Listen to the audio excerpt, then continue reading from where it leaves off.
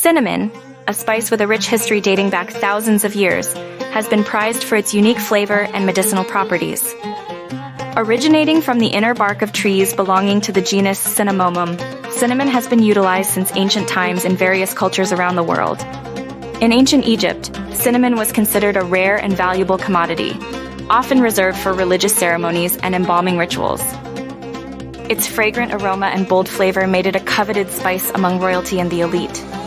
During the Middle Ages, cinnamon became a symbol of wealth and status in Europe, where it was used as a form of currency and traded at exorbitant prices.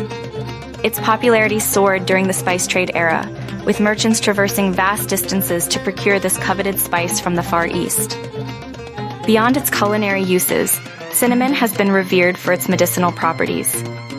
In traditional medicine, it has been used to alleviate various ailments, including digestive issues, inflammation, and respiratory problems. Today, cinnamon remains a staple in kitchens worldwide, adding warmth and depth to both sweet and savory dishes. Its versatility and distinct flavor continue to captivate taste buds and inspire culinary creativity across cultures.